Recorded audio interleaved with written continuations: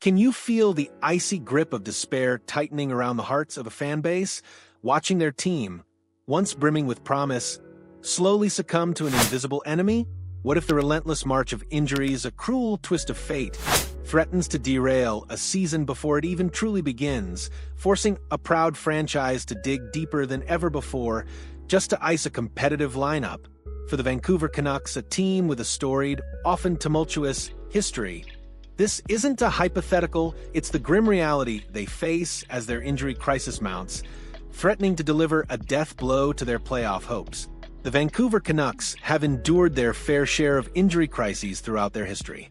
From the infamous flu game scenarios to the more severe, season-altering ailments, the team has often found itself battling adversity off the ice as much as on it.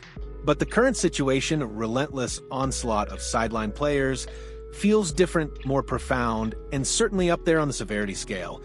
It's a crisis so deep, so pervasive, that it conjures up memories of the most obscure, desperate measures taken in the past.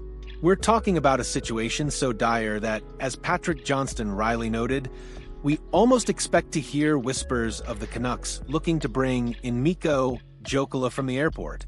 For those with a long enough memory, Mikko Jokela is a name that lives in Canucks trivia infamy.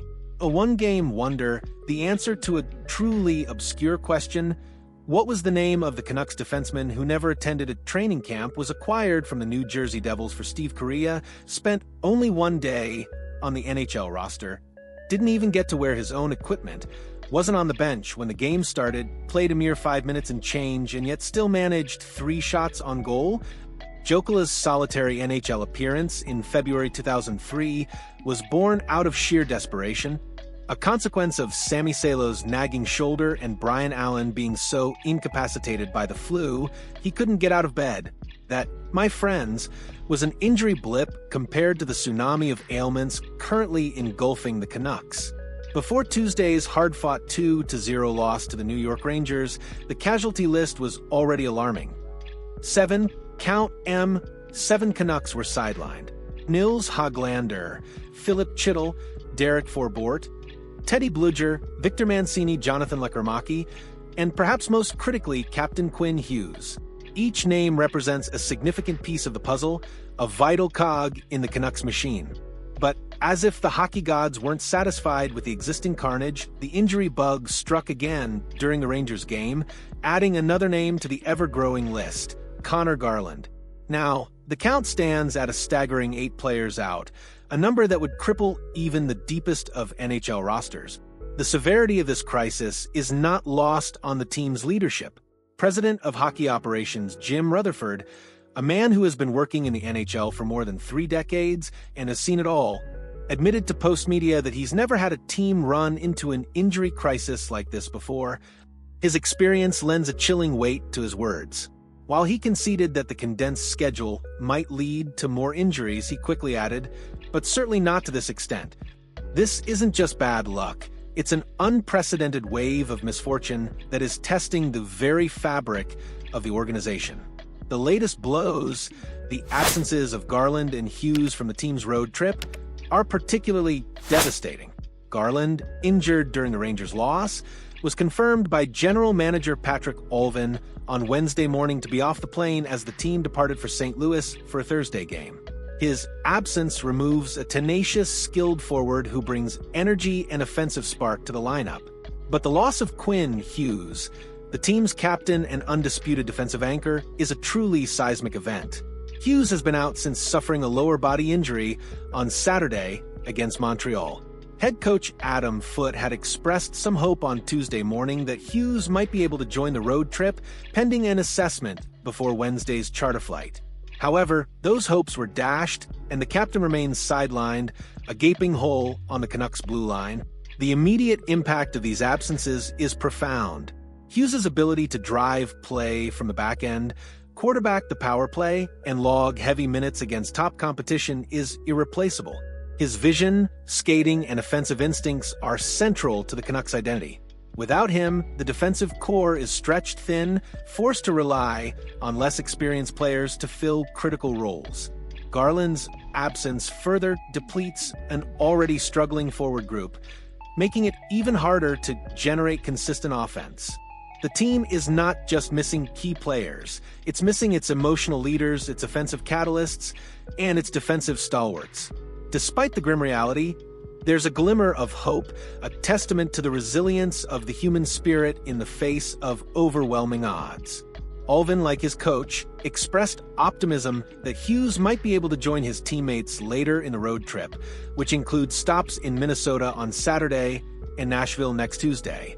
This isn't just wishful thinking, it's a desperate plea to the hockey gods, a hope that their captain can return to rally the troops before the season spirals completely out of control.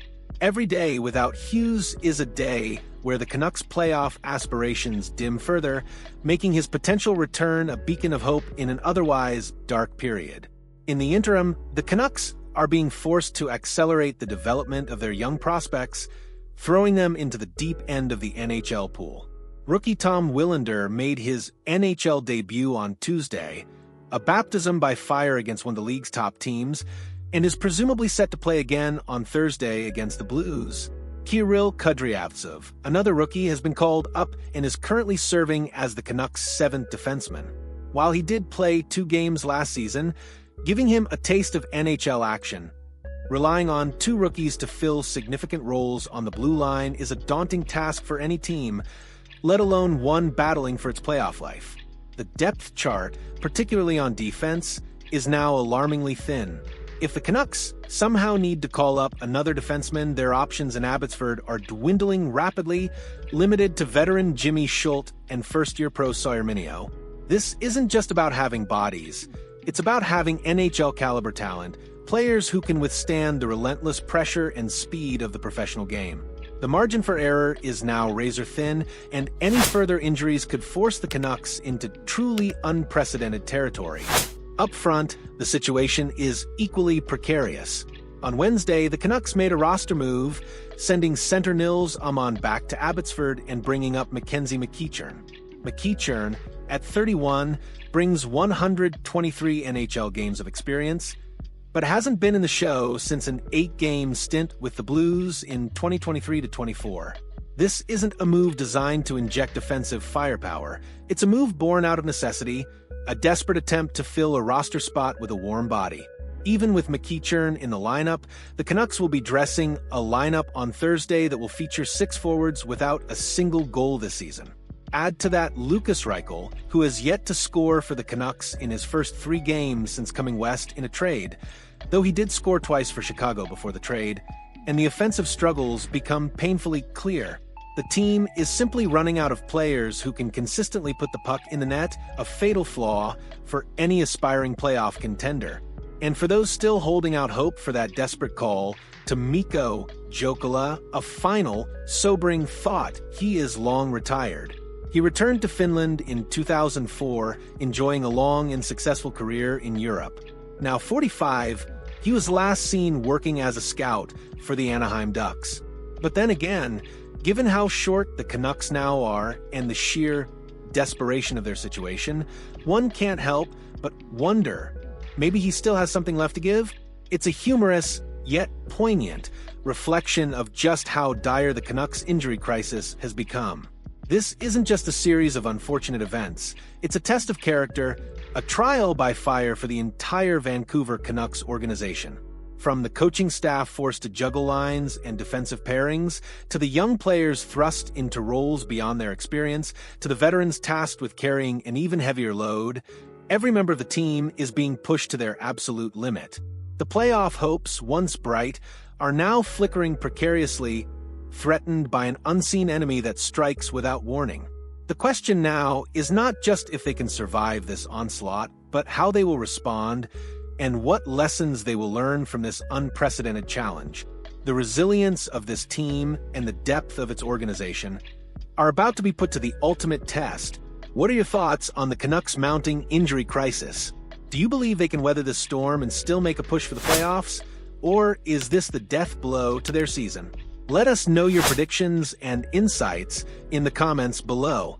And if you're as invested in the drama and resilience of the NHL as we are, make sure to hit that like button and subscribe for all the latest breaking news and in-depth analysis.